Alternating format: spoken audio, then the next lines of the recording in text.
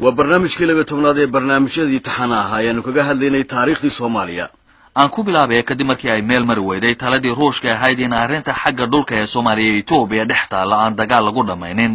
ee si kale looga wareego oo ahayd in federation ay samaystaan xiriirkii u dhaxeeyay midowga Soviet iyo Soomaaliya meel xun u marayo ayaa dabayaaqadii bishii September sanadkii 1977 waxa ruushku ay bilaabeen in si xoog ah dayuurado Itoobiya ay ugu soo daadgurayaan hub fara badan waqtiyadaasi waa ciidamadii Soomaalida oo huwana magaca jabhadii loo oran jiray WSLF ay qabsadeen magaalada Jigjiga warada ciidamada Soomaalidu ay Itoobiya ku qaadeenna waxay ahaayeen qaasi dhaxsale u socday oo guushu ay ahayd marka laga soo bilaabo goday mid aan hakanin waxa isla markaasi si xoogobay iskaashigii dhexmarayay Soomaalida iyo qoomiyadihii kale ee Itoobiyaanka markaasi ka soo horjeedo ay kamid ahaayeen caruusaha iyo oromada degan Baali iyo Harar waxaana waqtigaasi la sameeyay jabhadii iyadana la oran jiray Somali Abo Liberation Front iyadoo isla markaasna waqtiyadaasi ay soo baxeen ereyadiiha Somali Warrior iyo Somali Abo October 18 1977 ayaa kooxda la dagaalanka gagixisada ee dalkii la oran jiray Jarmalka galbeed ayaa waxa ay ku guuleysteen inay furtaan dayuurad ay lahayd shirkadda Lufthansa ee Jarmalka oo kooxdii la oran jiray Bedermanov ay soo qafaalatay oo ay la tageen Muqdisho ugu dambeyntii markii ay meelo badan soo mareen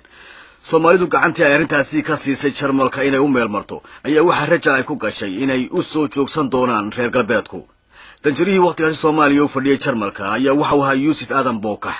Yusuf oo imika Jarmalka degan ayaa waxa aan weydiinay bal sida uu u bilaabmay xiriirkii arintaasi diyaaradda ay ka yeesheen Soomaaliya iyo Jarmalkii galbeed markii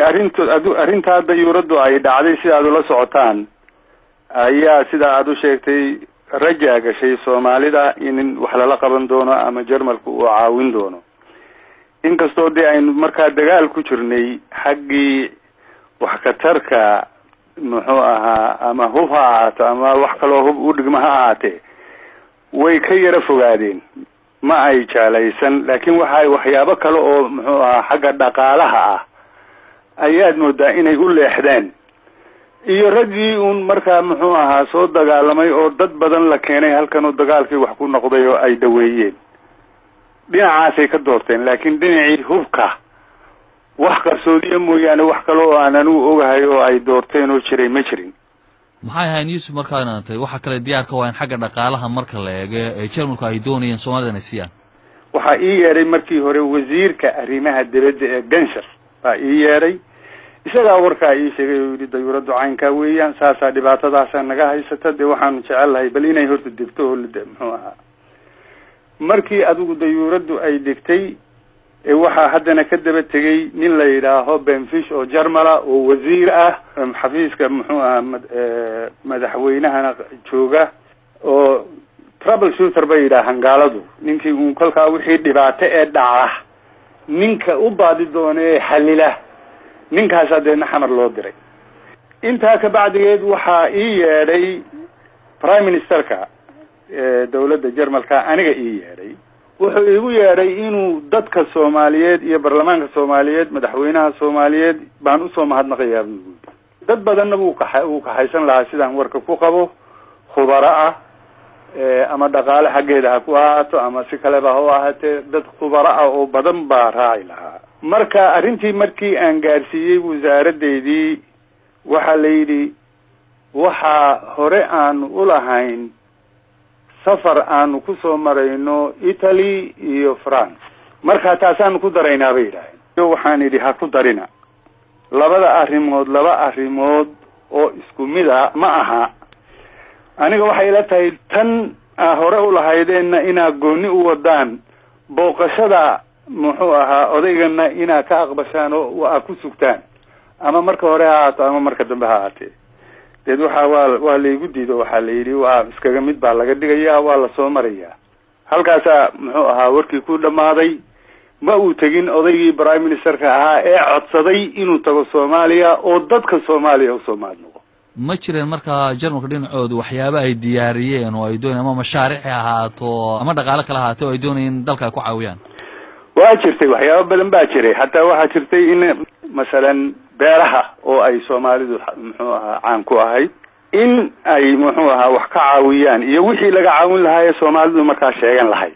kaasi wuxuu ahaa danjirihii Soomaaliya ka fadhiyay waddankaasi Jarmalka Yusuf Aadan Boka. bishii November sanadkii 1977 ayaa dawladii Soomaalidu go'aan ku gaadhay inay cadaystaan mowqifkooda ku saabsanaa dhinaca Ruushka iyo xulafadoodii dhinaca Ethiopia. habeenkii go'aankaasi golahii dhexe xisbigu uu gaadhay waxa raadiyowga magaalada Muqdisho ka sheegay wasiirkii warfaafinta ee waqtigaasi Cabdulqaasim Salaad Xasan. isagii ayaa nimanka idinku wareejin doonaa oo inoo sheegi doona sidii go'aankaasi lagu gaadhay iyo qodobadiisi waxa ay ahaayeen. markii la ogaaday ciidamada Kuubaanka ah iyo isbahaysiga Soviyeetku hogaaminayo iyo hubka xaddaafka ah oo lagu soo qulqulinayo Ethiopia waxaa dhacday in golihii dhexe ee xisbiga hanti wadaagga kacaanka Soomaaliyeed uu soo saaray go'aamo ku saabsanaa arrintaas. golaha dhexe wuxuu ka dooday tilaabooyinka la gudboon Soomaaliya inay ka qaado dawladaha gurmadkaas isu soo kaashaday oo midowga Soviyeeti hormuudka u ahaa. qaar ka mid ah xubnaha goluhu waxay soo jeediyeen in xiriirka diblomaasiga ah loo gooyo dawladaha ay ka mid yihiin midowga Soviyeetiga, Kuuba, Jarmalka bari iyo Yemenka koonfur intaba. qolo kalena waxay qabtay inaan tilaabooyinkaas isku mar la wada qaadin oo aan laga wada qaadin dawladahaas oo dhan, balse horta lagu kaaftoomo in dawladda Kuuba xiriirka loo gooyo. midowga Soviyeetigana khubaradiisa military iyo tan rayidka aba laga saaro dalka. waxaa kale oo la istusaalay in Soviyeetigu ku xadgudbay heshiiskii kala dhaxeeyay Soomaaliya oo 1974 ay labada dal wada galeen markii uu Soviyeetigu hubka iyo ciidankaba ku taageeray maamulkii Mengistu Haile Mariam. doodaas dheer dabadeed ayaa golaha dhexe xisbigu soo saaray go'aanka qodobadiisu yihiin kuwan soo socda. 1 laga bilaabo taariikhda go'aankan waxaa buray lana joojiyay ku dhaqanka qodobadiisa heshiiskii saaxiibtinimada iyo iskaashiga oo dhex maray Jamhuuriyadda Dimuqraadiga Soomaaliyeed iyo dawladda midowga Soviyeeti sanadkii 1974. 2 laga bilaabo taariikhda go'aankan waxaa la joojiyay dhammaan wixii tashiilaad ahaa oo badda, cirka iyo dhulkaba lahaa oo Soomaaliya u fidin jirtay ciidamada qalabka sida ee midowga Soviyeetiga. 3 khubarada ciidamada iyo tan rayidka ah oo dalka midowga Soviyeeti ka joogta Soomaaliya waxay kaga baxayaan dalka muddo 7 maalmood ku siman. 4 dawladda Jamhuuriyadda Dimuqraadiga Soomaaliya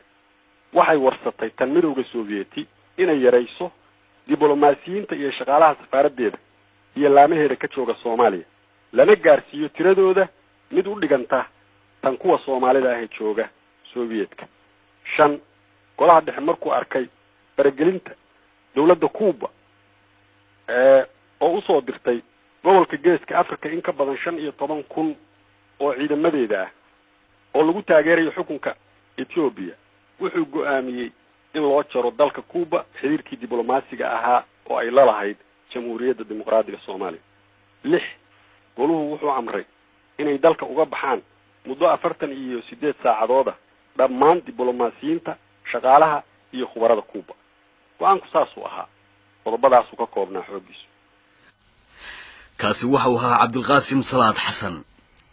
inkastoo haddaba Soomaaliya ay saartay ilaa 6,000 oo khubaro Ruush ah, waxaa jirta in dalka Suudaan uu isku dayo inuu kala taliyo Soomaaliya inaanay Ruushka saarin ka hor intii aan go'aanka la gaadhin, isagoo u cuskanayay dhibaatada taas u yeelatay iyaga markii talabadaasi oo kale ay qaadeen. talabadaasi waxaa dawladdii Suudaan ee Numeru madaxda ka ay gaarsiisay wakiilkii militariga Soomaalida u fadhiyay Suudaan ee markaa joogay magaalada Khartoum oo ahaa Xuseen Saalax Muuse. isagii ayaa inoo sheegi doona sida warkaasi uu ku soo gaadhay iyo wixii uu ku dhaqaaqay. anigu bixitaanka Ruushka waxaan ku ogaaday anoo Suudaan jooga oo mulk askari ka ah ayaa maalmaha ka mid ah ay tahay markaa 25kii bay ahayd bisha September.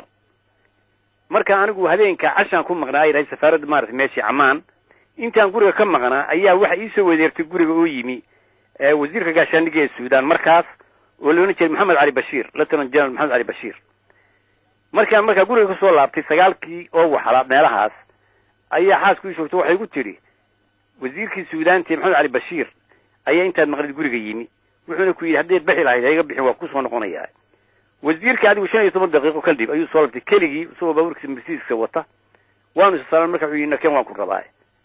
magaalada Khartoum baanu wareegnay runtii markaas wuxuu arrin maartay meeshii degdega ayaan ku doonayay arrintaasana doonayay maartay meeshii dawladdiina inay gudbiso markaas arrintu waa maxay markaa wuxuu yidhi fiidkii hore waxaan ka soo kaxay buu yidhi shir uu lahaa golaha difaaca ee Suudaan shir uu lahaa ayaan ka qayb galay buu yidhi shirkana wuxuu gudoominayay buu yidhi madaxweynaha Maxamed Jacfar Numeeri markaa waxaanu isku raacnay fariin aanu helay inaanu Soomaaliya u gudbino sida darteedna maartay meeshii military tajeba tahay aan arrinta adiga ku sheego arrintu waa maxay baan markaa wuxuu igu yidhi mulka askariga ee jooga maartay meeshii Mareykan waxaanu ka helay buu yidhi war sheegaya in Soomaaliya ay damacsan tahay Ruushka inay saarto warkaasna markaanu sii daba galay mulka askariga Masrigana waanu ka helay ninka Masriga marka mulka askariga Mareykanka waxa loo jiray Abdulxaliim Abu Ghazala markii dambe wuxuu noqday wasiirka gaashaandhigga ee Masar warkaas wuxuu sheegayaa buu yidhi Soomaaliya inay doonayso Ruushka inay saarto marka taasaan idin ka digayna arrintaasaan idin ka digno ayaan kugu imi buu yidhi waxaan ku sheegayaa buu yidhi laba dal waanu ka midnahay aniga Suudaan iyo Masar ayaa ilaa hadda Ruush saaray buu yidhi Masar waxa ka waxay ilaa 17,000 oo Ruusha annaguna 3,000 baa naga baxay laakiin labadeediiba maanta waxaan khasaare ahayn kama hayno marka waxaan ku leeyahay inaynu ku idin digno aan lahay khasaarey ku dhacay Masar ama Suudaan ku dhacay Soomaaliya ku dhicin waxaan markaa ku leeyahay buu yidhi in dawladdu ogeysiiso Soomaaliya inay haddii ay saaraysaa Ruushka waa inay qoraal cad ka haystaan Mareykanka iyo shuruud ay Mareykanka la galaan haddii aanay taahayn dagaalka ay ku jirtaan waa ku jabaysaane aynka sameynaa digniinta aynkaasa ayuu maartay meeshii wasiirku ii sheegay waxa sababta markaa nala joogo safiirka Maxamuud Xaaji Nuur gurigiisaan ugu tagay ilaa 10 iyo barkii arrintii baan u sheegay maanu fadhiisanay markii baan maartay intii wasiirku noo sheegay safaaradii baanu furanay intii baanu qoraal ka dhignay waxaanu markaa goosanay labadayaduba Italia maalinta waxay salaasada berri dhoofaysa ilaa inaan raaco oo warka aan dalkii geeyo sidii baanu yeelo maartay meeshii qunsulka Talyaaniga ee ayaa gacan siiyay dawladda Italia saasaaro nimadii ku raacay waxaan ka degay xamar markaa kadib wasaaradda gaashaandhigga aan tagay wasiirka gaashaandhigga Maxamed Cali Samatar ayaan arrintii u geeyay wuxuu yidhi 3 maalmood sug jawaabaan ku soo celinaynaa waan sugay 3 maalmood kadib markaas uu yidhi iska noqo arrintii maartay meeshii anaga dhamaystireenay taa waxay xigtay bishii November dhammaadkeedii anoo Khartoum markaa ku soo laabtay oo la yidhi Soomaaliya Ruushkii way saartay waxaan markaa gadaal ka ogaaday mar dambena inaan wax shuruud ah fariintii aanu geynay ee Suudaan noo sheegtay in wax allaale wax laga qabtay aan jirin ay noqday hal bacaad lagu lisay Soomaaliya iyadu wax allaale wax shuruud cadaana oo heshiis Amerikaan ay la gelin inay maartay meeshii Ruushkii dibadda u saartay taasuna khasaarihii la ogaay ballaadna ay runtii keen markii dambe Soomaaliya haddaba saaxiib la'aan ayay ku soo dhacday waqtigaasi Mareykanka iyo Britain ba waxa ay mashquul ku ahaayeen wadahadaladii Rhodesia oo aad u jilicsanaa labadoodu waxa isku dayeen inaanay faquuqin ururka midnimada Afrika fikradda ay qabeenna waxay ahayd in khilaafka dhuleed ee dhex yaala Ethiopia iyo Soomaaliya loogu dhameeyo Afrikaan ahaan go'aanka Afrikana waxa uu ahaa kii la gaaray xilligii la sameeyay OAU-da oo ahaa inaan waxba laga bedelin soodimaha Afrika sidii gumaysigu kaga tagay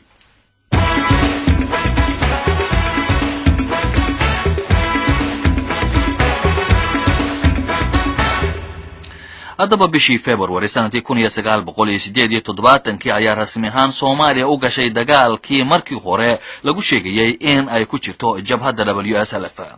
kadib markii si xoog ah loo garaacay ciidamo Soomaalidu ay leedahay oo dhammaa ilaa 8,000 oo ka dagaalamay inta dhaxaysa Jigjiga iyo Harar ayaa taangiyo ay wadaan ciidamo Kuubaan oo diyaarada lagu qaaday oo la dhigay meel ka dambaysa ciidamada Soomaalida waxa kale oo iyagana la hawlgeliyay dawladda miyiga oo ay Kuubaan ku wadaan oo waliba lagu xoojiyay hub cusub oo casri ah oo Ruushku uu keenay warka qaarkood waxa ay sheegayaan in ninkii hore madaxda uga ahaa ergada xagga militariga ee Ruushka ka fadhiday dalka Soomaaliya oo loo oran jiray isaga General Grigore Barslov uu isagu hogaaminayay dagaalka Soomaalida lagu soo qaaday madaxweynaha dalka Cuba Fidel Castro mar wax laga weydiiyay sida iyaga iyo midowda Sovietku ay isaga kaashadeen dagaalkaasi ee Soomaalida lagu qaaday ee Ethiopia loogu heliyay waxa uu yidhi It was the only operation we conducted in full agreement with the Soviets. De común acuerdo los soviéticos. No such cooperation took place. Fidel Castro waxa uu yidhi waxa uu howlgalkaasi military ee aanu wada galay ahaa ka keliya ee annaga oo si buuxda isugu waafaqsan aanu wada galay dalkii midowda Soviyetka la oran jiray ma jirin wax iskaashi oo sidaas oo kala ah oo na dhex maray annaga iyo midowda Soviyetka oo ka dhacay xataa marka la eego wadamada la yiraahdo Latin America sarkaal Ruushka oo isaguna ka mid ahaa ergadii ka fadhiday magaalada ee dalkaasi Ethiopia dhinaca midowda Soviyetka oo ka warramaya dagaalkaasi sida uu dhacay waxa isna uu yidhi Kubinskие войска в Эфиопии. The Cuban troops in Ethiopia played a very important role. Потому что